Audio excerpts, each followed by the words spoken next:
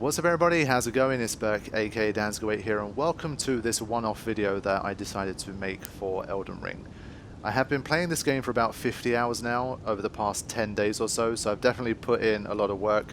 I'm absolutely loving the game so far, and of course anyone who's watching this will know that there's been an absolute frenzy surrounding this game. The review scores that it's got, all of the people that are loving it, that are enjoying it, the hype train, it's all been insane. I want to focus on a particular aspect that is of course an important discussion regarding the game, and a lot of people have been asking me about whether Elden Ring is too hard for them to play. And honestly, I don't have a definitive answer for it, but it's something that is coming up quite often, and this game has raised a lot of talk about, you know, how hard is the game, is it too hard, how accessible is it for newer players and like less skilled players. I feel like I have a little bit of perspective on the question, so I wanted to just share a few of my own experiences. So the reason I'm making this video is because of interactions I've had with people from my community, and because I want to help those people primarily to decide and to gain a bit more perspective on whether they think Elden Ring might be too hard for them. If you've never heard of me before, you've never come across my content, this video might not be as appealing for you, you might not be as used to my style. But I'm just going to generally share some thoughts and experiences I've had with the game. It's not going to serve as a guide for like lower level or newbie players for breaking through the game. But of course, while explaining it, I'm going to be talking about ways that I found to make the game a bit easier and more accessible if you are finding it too hard. But to sort of preemptively make sure you know what you're getting into, I'm not going to definitively say whether it's too easy for you or not. Obviously, I can't make that decision, but I will be sharing some thoughts and feelings, and maybe it will help influence your thoughts in some way about whether you want to consider trying this yourself, or whether you really are convinced now after what I've said and what I've shared that the game is too hard for you. Remember, I have not completed the game. I have 50 hours of experience so far, and I'm someone who's only played Bloodborne before this one, so I'm sort of somewhere in between the veteran Souls players and the people who maybe have never even played a game of this style before in their lives. So I think I can offer a little bit from both sides of the equation. So let me get into it and start talking about my experience and how that might help you decide whether Elden Ring is going to be too hard for you, or whether what's needed to make it a little bit less hard for you is something that you're not particularly interested in and it's not the way that you want to play the game. So with that in mind, I'm going to get started. What I did was basically recreate my character again. This is a completely new save file. So I'm back to complete base stats. I think the first thing to mention, so far I've edited maybe like 17 episodes or something, and I've had 155 deaths so far. So I've been averaging about 10 deaths an episode. Now, truth be told, a lot of those deaths are concentrated between like just a couple of bosses. Well, maybe 3 bosses in total. So that's something to consider as well. But I think whichever way you look at this game, you are going to die a lot. So even if you make the game easier for yourself, which I'm going to mention a lot about later, it's not a game that you can make it easy enough that you're going to be able to sort of get through with just dying 5 or 10 times the whole game. So if you're already put off by the idea of dying hundreds of times probably by the end of the game, regardless of what you do, then I'm pretty sure this game is not going to be for you, and there's not really much need to discuss any further anyway. But if you're the kind of person where, as long as I can continue to make progress and explore and enjoy the world, I don't mind dying a few hundred times over the course of 50 to 100 hours, then maybe there might be something in it for you. So if that's the case, maybe you can continue watching, and you might be able to gain some perspective based on my experiences with the game so far. So I think, like I said, I will start off by just saying it is genuinely hard. I mean, this is a difficult game. There's no way that I think you can kind of say, oh yeah, this is a game that's easy or can be made easy. And I think the main kind of takeaway from this is going to be that it is hard, but it can definitely be made easier, and in some cases much easier. And that is going to be the key to deciding whether you think you're going to be able to play and enjoy this game if you give it a go. For me so far, I would say the biggest sticking point is still the bosses in the game. Right, so what we have here is basically the intro / tutorial part of the game, and what I'm about to encounter is the first boss of the game. Bear in mind, I'm coming at this with 50 hours of experience, so I should know the game pretty well by now. Ah, I died already. So yeah, that was 50 hours of experience, Dansgo8 dying within 10 seconds of the battle. But I'm going to go kind of through the harsh side of things first, and then hopefully give you guys a little bit more hope about whether the game is going to be possible for you or not. So yeah, that's the kind of brutality that you can expect on the regular with this game. Now, that is obviously very difficult to deal with, and it's very disheartening when it happens. But does it mean that you should completely give up and not even bother just because of how difficult you found that one boss? For this particular game, that's not going to be the case. As you've seen, against these bosses and against a lot of the bosses in the game, there is going to be some level of skill and experience that you need to have and accumulate during the playthrough. So as you can see, bosses are going to come at you with, very powerful attacks, very quick attacks sometimes, and you're going to have to learn how to evade those attacks. It's as simple as that. You cannot beat this game without learning to evade against enemies. It's just not possible.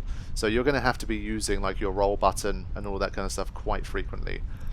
Even if your character is OP, a lot of the time you will have to avoid attacks. It's just the way things go. And thankfully the game's going to give you plenty of practice with that. There is no kind of getting through this game without learning to evade to some extent. That's one of the most important things I think to remember.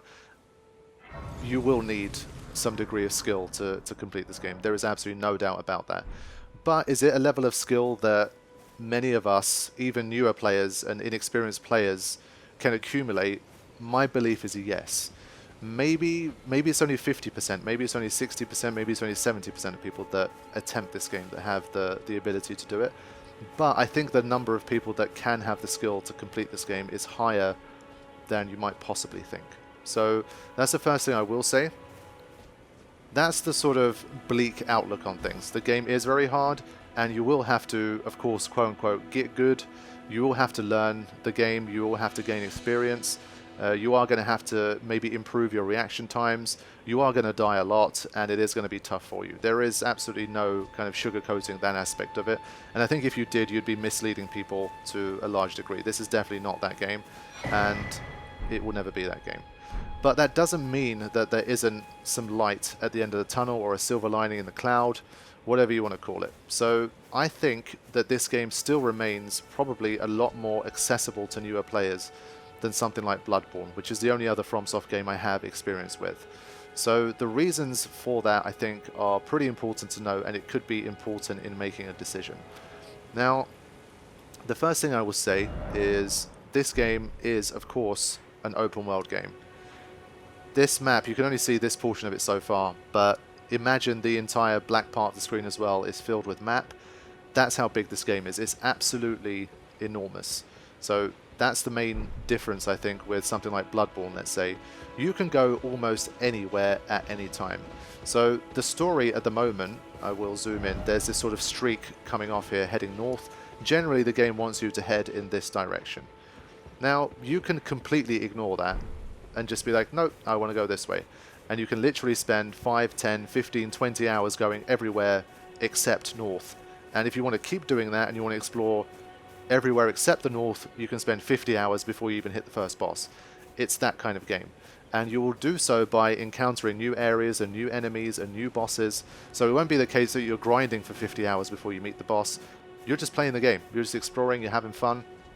You're seeing new areas, you're finding new things, and all of that kind of stuff. So that is one of the things I reckon that sets this game apart from the ones that preceded it. And it's a very important point. The reason I think it's important is because if you do follow the main story of the game, you are going to soon find yourself facing very difficult enemies, and the most difficult of which, I'm going to start to give a few little spoilers for the game here, because I think for people who haven't played, it's important to know to some degree what's to come. You'll be facing a boss called Margit. And Margit became very infamous in the first sort of week of the game because so many people, myself included, got completely stuck on it. We needed like 50, 100, 150, 200, 500 attempts to get through it. Of course, as always, there's going to be the people that found even Margit easy, but forget those people. We're talking about mere mortals like myself that needed a lot of time to get past it. I had 3 separate sets of attempts and I still failed, and it took me a long time to be able to break through Margit. So even for someone like me who does have a little bit of experience and generally does play I have played Bloodborne, and I do play games where there is a little bit of kind of evasion necessary, rolling around, trying to block, shield, parry. I can't, obviously, I'm far from being proficient in those games, but I definitely have a bit more experience than someone who's I don't know, only played Final Fantasy and never touched anything that's a bit more sort of action, Soulsborne kind of oriented. And even for me, that battle was absolutely horrible. So that's the kind of thing that you will run into with the game.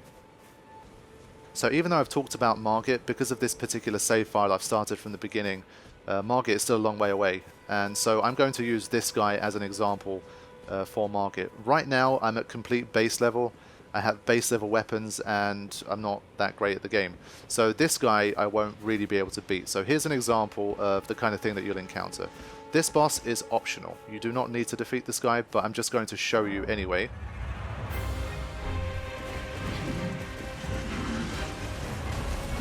Look at the damage that I took. There you go. So that looks pretty horrific, right? I mean, that's scary. That is scary. And then you have a battle like that, and you think to yourself, well, I have no chance of playing this game. This is just way too hard for me. The skill gap is too great. There's no way I can manage to defeat this game. This guy is just some random boss kind of walking around. How am I supposed to beat the big, difficult story bosses if this guy is already crushing me so horribly? So you're going to encounter this quite frequently. But, as I've been saying, the most important aspect of this game is that it is open world, and there is no restriction on where you have to go and what order you have to do things in for the most part. So, first example, this guy, you do not have to fight him. I'm sure there were people that thought you had to fight him, but you can completely bypass him, and he's an optional boss, and there's no worries. You can just leave him alone, and you can come back when you're stronger. And that, for me, is one of the most important things. Let's say you're following the story, and you come up against Margit, and Margit does exactly what this guy did to me, and you get completely trashed, and after maybe 20 attempts, you haven't even taken away like 20% of his health bar, and you're doing absolutely terribly. Now, in previous games, I think that would have been even more crushing, because you need to beat that guy to unlock maybe a new area in the game. It's not always the case, but it is quite often the case that you need to beat a boss to unlock a new region or part of the game. But with this game, you don't have to do that. So while the bosses can and will be incredibly hard sometimes, there are ways to make the game easier than ever before. And so this is the other side of the coin that I want to mention to people, because I think it's very important, and a lot of it will depend on your philosophy with gaming and what kind of things you enjoy. But I think letting people know that these options exist will be helpful in allowing them to decide if they want to play. So if we look at our status here, my level is level 9, that's my starter level, and you can see my attribute points to the left: Vigor, Mind, Endurance, etc. Now, for this game, there are no levels for the bosses. You don't know what level this guy is. This guy could be potentially a troll boss that they put here who's a level 50, and you're rocking in at level 9 as a new player, and you're trying to beat this thing, and you're just like, why is it so hard? Maybe it's a level 50 boss. You don't know. So that's why I think it's important to know when to walk away and not to be too stubborn. So that's the first thing I think that's very, very important for when you're playing Elden Ring as maybe a less skilled or a newer player. If you start to get stubborn and you're like, no, this guy, I must defeat him to be able to progress, I'm not going to do it any other way, I'm going to keep fighting him over and over until I quote-unquote get good, I personally think that's the wrong way to do it. And that's the kind of thing that's going to make you rage quit more often, and it's going to make you conclude that this game is too difficult for you, and that you don't stand a chance much more quickly. So that's a very, I think, important point.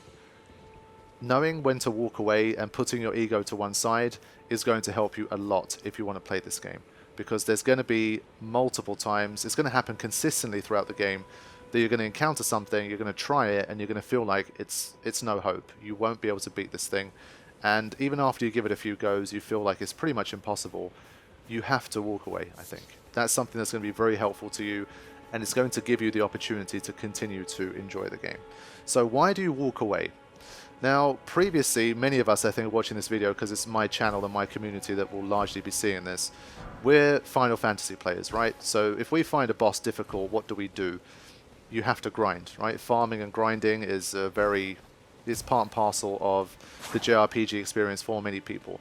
Maybe you don't do it so much in the story, maybe it's a post-game boss that you have to do it for. You know, we all know the Final Fantasy X Dark Aeons, where, you know, you have to do work on the sphere grid, you have to get good weapons, you have to do all of those things. So we're all familiar with the concept of grinding and farming. For games like Elden Ring, I think maybe players who aren't as familiar with it, we might be tricked into thinking that when we encounter a boss, we have to defeat it. And in the past, it might have been the case with other games of FromSoft that if you can't defeat a boss, you kind of have to go back to the areas that you've already been to before, and you have to defeat the enemies that you can beat, gain more runes or souls or whatever you gain as the currency in that game, and then spend it on level ups so that you can come back like 10 levels higher and then see if you can defeat it. So previously there was a grinding aspect to games like this if you wanted to increase your levels in order to get through. For this game though, it's a completely different story, and it's one of the things I absolutely love the most about this game, and it's why it still has more universal appeal, I think, than the games that came before it. So what do you do if you're stuck on a boss and you can't get through? Well, first of all, swallow your pride and walk away. Just accept the fact that after a healthy number of attempts where you've really concluded that you don't have what it takes to win, you just walk away, you conclude that you're not good enough at this point, and that you will come back later when you're stronger and be able to defeat this boss. Once you've got that in your head, then you walk away and you start to explore the world. And this is the game changer for me, because you can literally leave a boss alone and come back 20 hours later if you like, and that boss will be so much easier for you than they were 20 hours before. The magic here is that you can continue to explore the game and to enjoy the game without it actually being grinding or farming. You don't have to specifically do those things in order to get stronger in this game. It is just so huge, and there's so many places to explore, that even organically, wandering around and finding new areas and defeating easier bosses and easier enemies will already make your life easier. So, for example, I walked away from the tree sentinel that completely destroyed me, and I've come to this area. So we've got this guy over here, who doesn't look particularly scary, I mean, in terms of his power at least. And so let's see how much things change now. Let me just go up to him and attack him and do nothing else. So my battery may be low, and I took damage because I didn't even bother to evade. But he did way less damage to me, and I managed to kill him in 2 hits. So this guy was very easy, for example.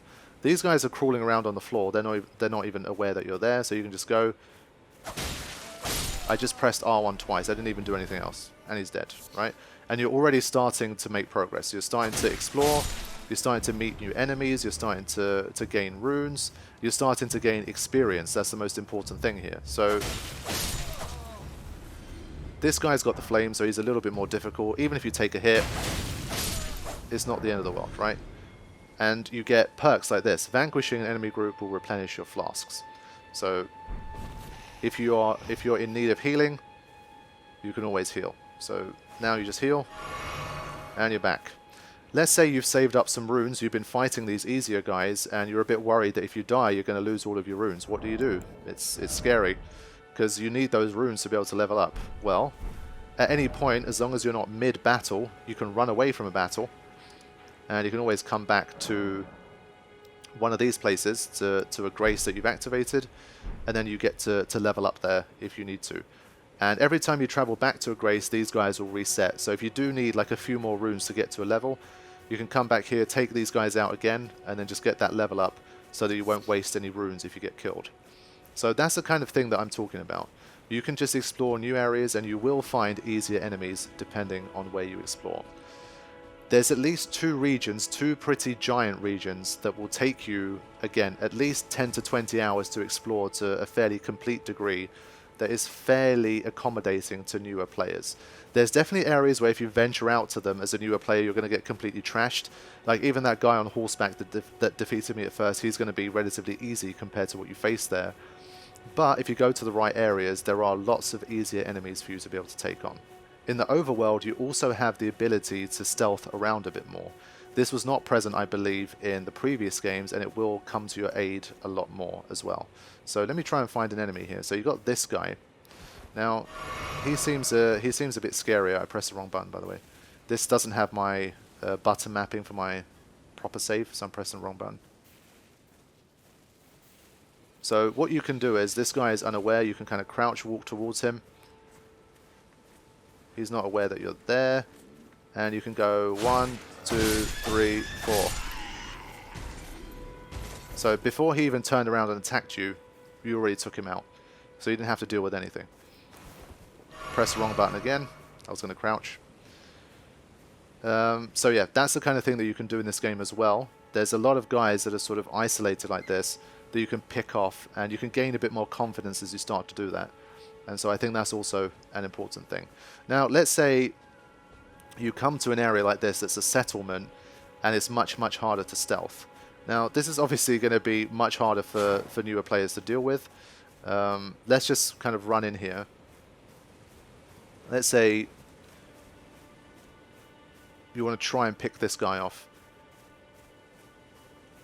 So, I'm not going to try to defend or evade. I'm just going to try and pick him off. I'm not going to roll. Yeah, so that didn't go so well. He's got more range. So I waited for an opening and I took him out. Everything looks good so far. And I'm starting to build up a few runes. But there's a lot of people here. So this is a dangerous place. So let's try and do the same thing again. He sounded the horn. And as you can see, everyone's onto me. You're going to die here, right? As a new player, if you try to take these guys on and you haven't even leveled up, you don't have a good weapon, you don't have anything, forget it. You're not going to be able to take those guys out. So what you can do, again, you can run. You don't have to go in there and try to battle everyone and get yourself killed, lose your runes. So look, you see them? They gave up the chase. And now I'm safe again. So if I want to, now I've made it to safety, I can come back here and I can cash in my runes if I have enough to get a level up. So these kind of options are much more available to you than they were previously, and I think that's very important. Also, what I will say is I think that magic is particularly useful in this game. One of the most difficult aspects, I think, for new players is dealing with trying to dodge enemies. It's very hard at the start if you're not familiar with it and you haven't caught on to the kind of rhythm and style of the game.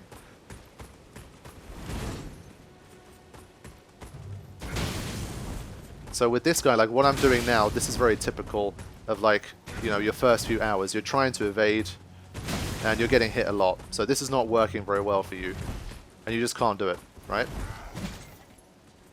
But this game, depending on the build that you choose, again, this is something you should research before playing it, you are able to use magic in the game very early on. And this build in particular, the Prisoner, has magic available, which is a huge boost. So for newer players, being able to keep your distance from enemies is a big deal. So here, I'm gonna use magic against this guy instead. So I'm not going to be close. I can keep a distance. I don't have to evade him, and he's dead, right? You can use this as a stealthy thing too, if I stop pressing the wrong button. I mean, after 50 hours of pressing one button, you're not gonna do it. So this guy doesn't know where I am.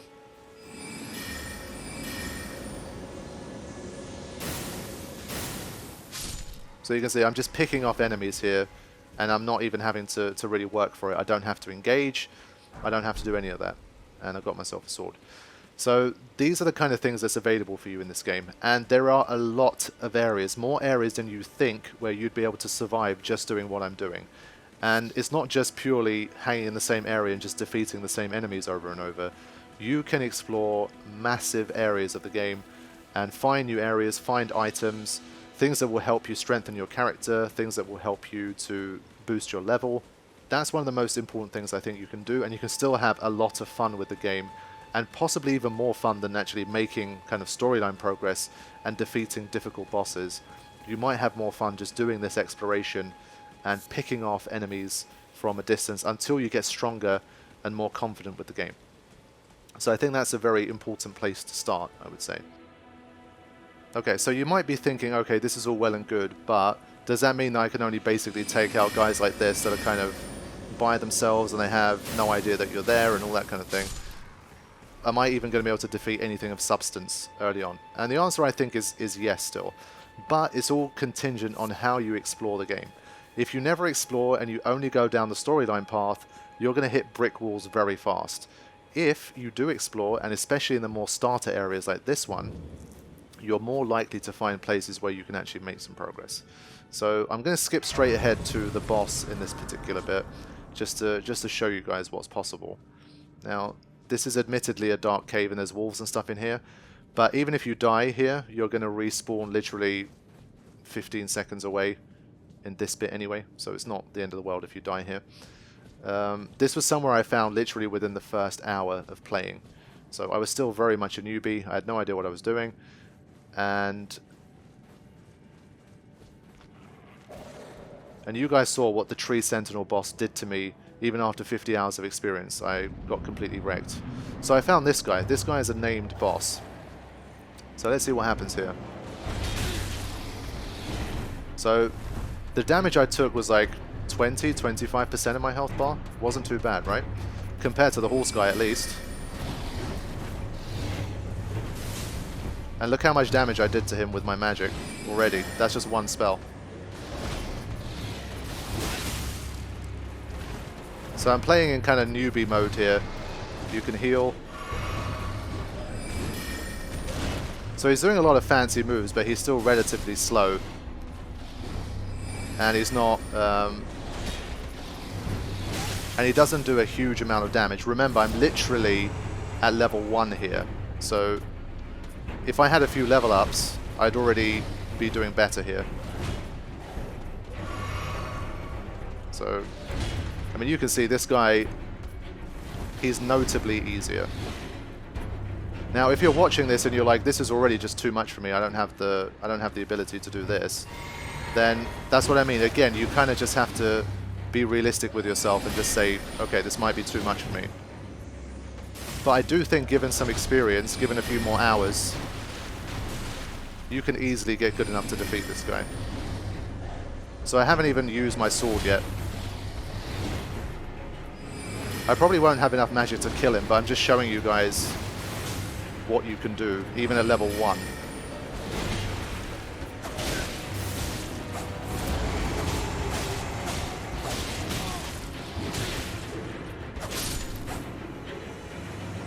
So, there you go. I mean, that was literally level 1. And I got 1,000 runes for it. So, imagine if you did spend a bit more time outside and you got those first few level ups. You're already going to be doing way better. So that's what I mean. There is a massive gap between the levels of the bosses that you can fight in this game. You can literally fight someone like that, which is one of the easiest bosses that you can encounter in the game, in my opinion. And then you can fight something that one-hit KOs you even when you're at level 50. So that's the kind of range that we're talking here. But what I'm trying to get across here is that there is almost always an easier option available if you're willing to explore the world and go search for it. And that's the most critical aspect of being able to play and enjoy this game, and not get too bogged down on being stuck against a boss and just spending like 3 hours, 4 hours, 5 hours purely trying to defeat a boss and just getting frustrated, and it's stopping your enjoyment of the game on like a grander scale. Because of course you will have to go through some of that, and it's not going to be all sunshine and rainbows and you can defeat every boss within 5 attempts. But you can largely avoid some of the most painful aspects if you are willing to walk away and you're willing to level up. I also think that's why Margit has been such a genius boss, because they made him deliberately difficult. 50 hours in, Margit is still the boss that I died the most at by quite some margin, because that was the boss where I did have that sort of stubborn head on, and especially after leaving twice before, I started to feel like surely I'm at a high enough level now. And in hindsight, based on my skill level, I wasn't at a high enough level because I didn't have a good enough weapon that could do enough damage for the skill level that I was at. And I think the 4th time I returned, it proved to be the charm, and I managed to get through. Now, that's why I think it was a genius boss, because it was a way of telling players to just get out there and enjoy this massive world that we've created for you. Don't get so hung up on immediately trying to follow the path of grace on the map and trying to get everything as soon as you can. Enjoy the world, enjoy the exploration, find some new weapons, level up, battle against different fighting styles to become more versatile, find new outfits, find new talismans, find new perks, all of those kind of things. So that's why Margit is the first kind of indication that, especially if you're not that skilled a player, you shouldn't be trying to charge through the game, and you should be kind of taking it at a much slower pace, exploring the areas that are safe enough for you to make progress, and trying to get stronger and more experienced and skilled by those means, and trying to come back when you're ready. So that a 10 out of 10 difficulty boss might drop down to a 7 or an 8, and that will give you a chance to actually break through instead of trying the 10 out of 10 boss 500 times in a row and just kind of rage quitting and not returning to the game again. And so that's why I think it's generally been very smartly designed to encourage players to try to engage with this exploration. And there's so few barriers to doing it that you really can just forget about a boss, put it behind you, and even if you might feel a little bit bad at first that you left a boss behind, it made you feel a little bit weak and vulnerable because you were just like, oh man, maybe I should have defeated that. Or maybe you feel like everybody else is defeating this boss except for me, I feel so weak and so shit at the game. Honestly, those feelings start to subside after like half an hour of going out and exploring somewhere new, and already you're enjoying the thrill of just kind of looking around and finding a new cave or finding a new building, finding a new weapon, finding a cool new spell, something like that. And before you know it, you're going to be lost in like another 5 hours of exploring before you even start to consider returning to that boss that's been giving you a hard time. So I think that's generally where the magic of this game is at, and I think that's where the most enjoyment is to be found for the people that aren't really the masochist types that want to kind of hurl themselves at a boss over and over again until they break through.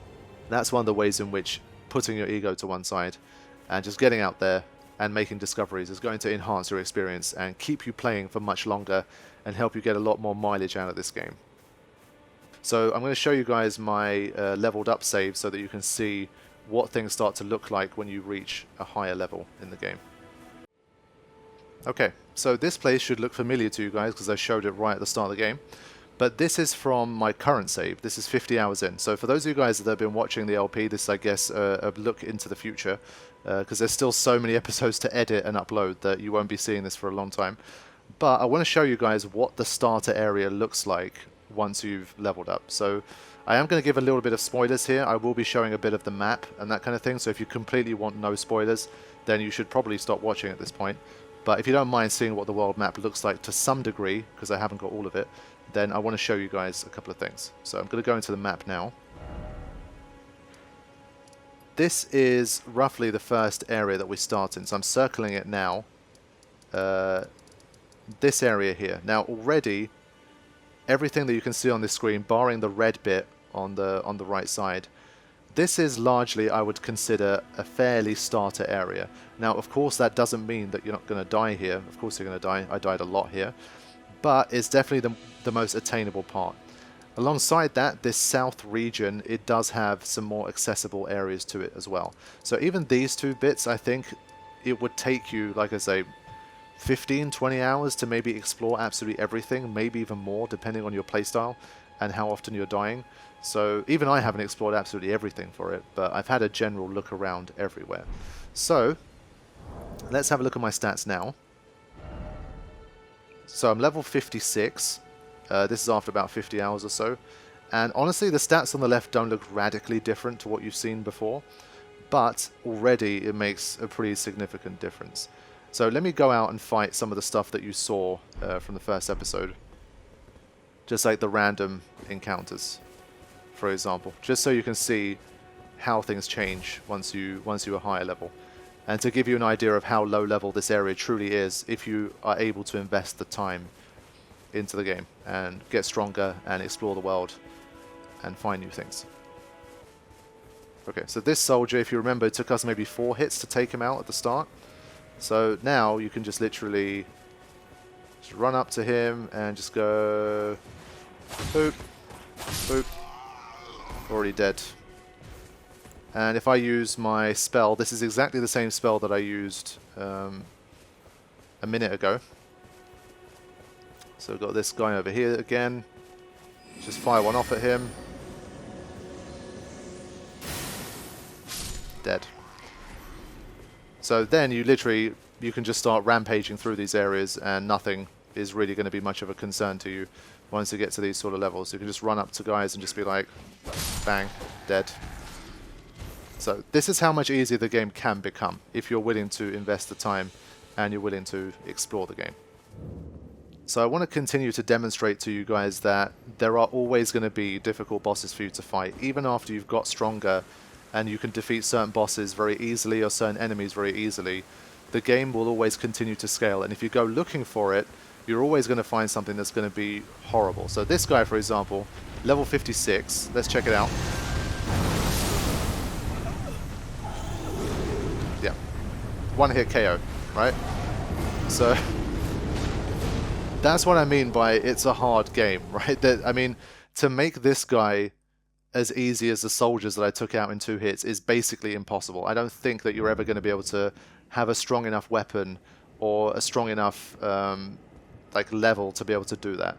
Now, what you can do probably, if I go up to maybe level 80, level 100, maybe that attack it just did there was going to do maybe 50% of my health bar or 40% of my health bar, and then I have a chance to heal in between, for example, and then it gives me a chance to survive. So that's why even despite how great your levels might be, there's always going to be an element of skill involved, and there's absolutely no avoiding that. So let's have a look at this again. So all of these attacks are one-hit KOs right now, but you've got to get better at evading. So this is all just experience. You see? So when you avoid it, you stay in the battle. And you see that one only did 70% of my health bar. And the stronger you get, then the more options you're going to have in battle. And instead of having to evade, let's say, I don't know, 100 times to survive in a battle, you might only have to evade 30 times. And after 50 hours of experience, evading 30 times might genuinely be possible for you. So that's what I mean. Again, this is an optional boss, I believe, so you don't have to defeat this guy. But what you can do is you can walk away and you can continue to find things that you can defeat. So that's generally what I'm talking about. This is going to be a constant pattern that you encounter. But if you're the kind of person that's like, no way, I can't walk away from this guy, I have to fight him until I win, I don't care how tough he is, I'm going to do it, then this game will burn you out very fast, because you're going to encounter that so often that you simply have to leave and find what works for you and your particular level. And I do believe that for most levels there are things that are much more within reach. So I think in general that's one of the main things that you guys should be understanding if you're wondering how difficult this game is and what's possible.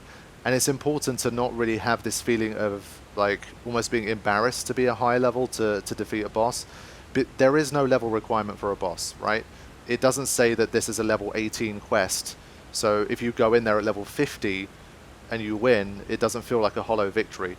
If a boss is difficult, being strong enough to defeat that boss is always going to feel good regardless. Not getting hung up on what level everybody else did it at, I think is core to the experience. Do what works for you and enjoy the game in the way that you feel most happy and most confident. Forget what other people are doing. That's, I think, the most important thing, because there is obviously going to be this sort of inherent competitive nature with these games where someone's going to be like, oh, I did this boss at level 25, man, you did it at level 50. Honestly, once you learn to get past that, it's all about ego. This game is very, very interesting because it really pushes the sort of limits of your ego in that sense. If you're the kind of person that can't take the fact that someone beat a boss that you couldn't defeat at an earlier level, and that upsets you, and that forces you to be like, no, I got to do it too. If that person did it at this level, then I got to defeat them too, otherwise I'm shit at this game. And then you end up spending hours and hours trying to prove something to yourself or to other people with that kind of thing. I think you're not doing yourself much of a service. And that's one of the most difficult aspects, I think, to get over. If you're willing to get over yourself and to admit that you need to be a higher level to defeat a battle, then I think you're going to be in a much, much better position and much more able to enjoy the game. So don't be ashamed to go back and to explore new areas and to level up, to improve your weapons, because I think improving weapons is one of the main things with this game. Levels are great, but as you saw, my stats weren't exactly incredible, but I do have pretty decent weapons that I upgraded to quite a strong degree as well. So a mixture of leveling up and of strengthening your weapons is going to make the game much, much easier. There's also a couple more battle-specific things that I want to mention that I think newer players or less confident players should be aware of before going into it. It's something I talked about in the playthrough, and I've mentioned it a number of times, but I think it's worth repeating just briefly here. In the battles that you face in games like Elden Ring, I think RNG plays a bit more of a role than people perhaps realize or give it credit for. Of course, as I've been saying all along, there is a baseline level of skill that you need to attain, and the more powerful your character is, the less skill you need to win. And that is like that inverse relationship definitely applies in Elden Ring, but it's only up until a point. One of the things that can influence the battle and turn it from, let's say, a 7 out of 10 battle versus a 5 out of 10 is an RNG factor. All of these bosses have their own different movesets and they use them to different degrees. So between 2 attempts you could have pretty radically different results. You could take away 70 to 80% of its HP if you get the more favorable moves, or if it's hyper aggressive and it uses the moves that are the most difficult to evade back to back, then you could find yourself only doing 10 to 20%. So that's something I believe is worth thinking about too. If you are starting to get close to winning, there could be an RNG favorable attempt that could push you over the edge, even if you keep all of the other factors constant. And it plays more of a role than you might think. The second thing that's even more important is the fact that you can summon in this game. And that's not something that's new or like the first time it's ever been done in a Soulsborne game or anything like that, but it is an important consideration. Since this is directed more at people that are wondering if I should even attempt the game because of how hard it is, it's definitely something that you should be considering and probably using. The summoning, I believe, comes in 3 different flavors. The first is one where you're online, so I think you need a PlayStation Plus account to do this, but you can summon a real-life ally to help you defeat certain bosses. So that's something you can utilize, and of course, 2-on-1 is always going to be more favorable. The second one is an AI offline NPC that's going to help you with the battle. Once again, favorable, going to make your life easier. And the third thing is you can continue to play completely single player, but you can use different summons that you can gain as almost an item that can help you to win these battles. As I've mentioned a few times already, evasion I think is one of the most difficult things for new players, and finding windows to attack. What summons do, of course, is to distract the enemy, and while they're trying to attack the other enemy, you don't have to evade them, and you also have much more windows to attack, and that's going to make your life a lot easier. So alongside everything else that I've talked about so far, the game does give you the ability to summon help, which could prove invaluable in helping you get through one of the more difficult battles. Honestly, again, it can turn a 10 out of 10 battle into a 7 out of 10, or an 8 out of 10 into a 4 out of 10. It really depends. If you get great RNG, and your summon does a really good job, then you can make a really difficult boss battle almost come down to an easy level potentially. Because if you imagine it, your summon could be doing damage, and if you get good RNG, the boss is going to be targeting your summon almost constantly. And if they can tank it out and you can avoid some of those big area of effect attacks along the way, then you're going to have a much easier job in breaking down that enemy and taking away all of its HP.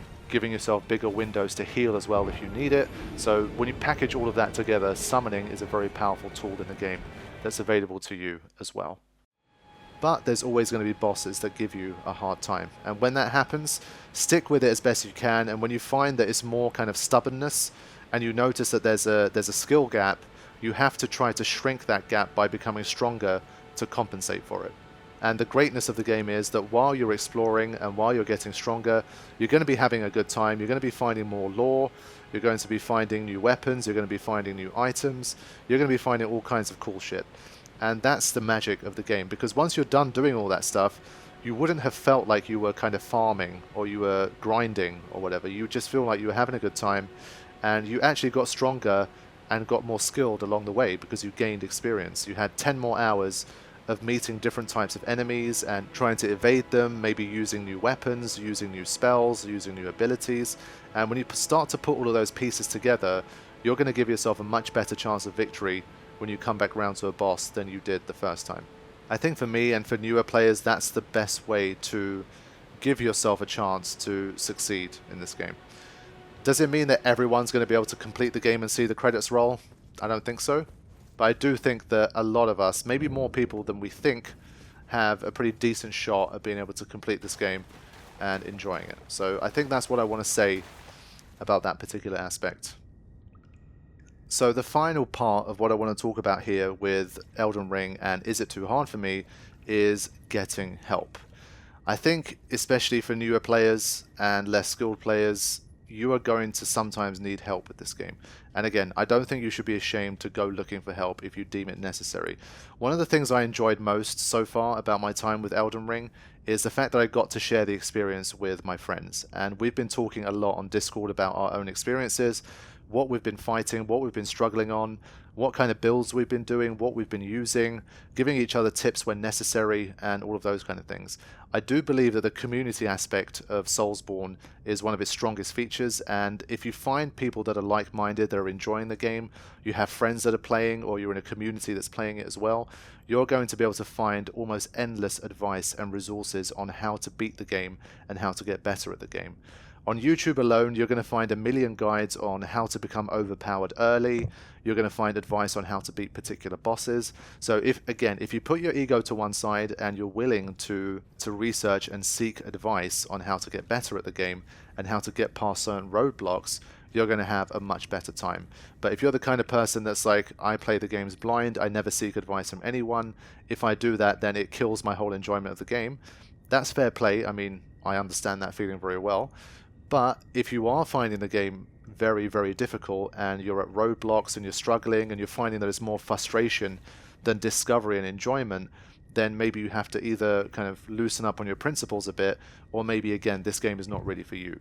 So one thing that I was kind of surprised by was the fact that you start the game here, and because I generally have this sort of fearful impression of Soulsborne games, this ghost over here was like, brave tarnish, take the plunge of learning and remembrance.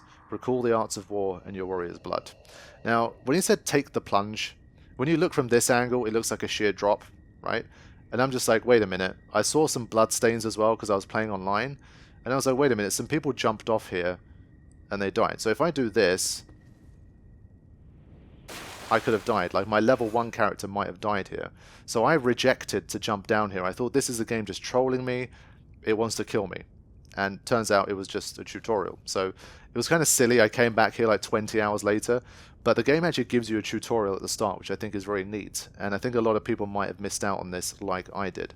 So again, the game, of course, is brutal. Of course, it's extremely difficult. But there is more help at hand, I think, than any other Soulsborne game that's preceded it. So there's just almost endless resources, and provided that you're willing to make use of them, and you're not just bashing your head against the wall trying to defeat bosses all the time, I think there's definitely scope for you to enjoy this game. I mean, even in this tutorial, you're seeing I literally took a hit there when I wasn't supposed to. So it's not like I've kind of transcended to become this incredibly skillful player, but you find ways to get through, man. And I think that's something that's very special. And even if you have taken steps to make the game easier for yourself, see, I've got hit again, make the game easier for yourself, you still feel a massive kind of sense of satisfaction and reward when you do defeat something that's difficult. So that's why I think this game still has so much to offer. It has all of that kind of euphoric feeling that you feel when you defeat a very difficult boss, but it also has that sense of discovery and exploration that I've never really experienced in any degree before, except for maybe Breath of the Wild. I think that's the only game that's comparable for me in terms of how much I loved exploring around so far. So that's what I have to say about the game. To conclude, after everything that I've said, is it too hard for me? Obviously, I can't answer that question for you, but based on my perspective, I think what I would say is, for people that are curious enough about the exploration and the discovery and the world and the lore and all of those kind of things, aside from just kind of the notoriously difficult aspect and the big difficult bosses and all that kind of thing, while still acknowledging the fact that it's never going to be easy. It can be made easier, and there's many ways to do that, especially if you put your ego to one side, but make no mistake, this game is definitely not easy. So I think, all in all, that gives a more balanced account of what to expect. You've seen me get absolutely destroyed in this video, and you've seen me, even at level 56, get completely destroyed in this video, but you also know that there's bosses where I've had to spend 15, 20, 30, 50, 100 attempts to get through.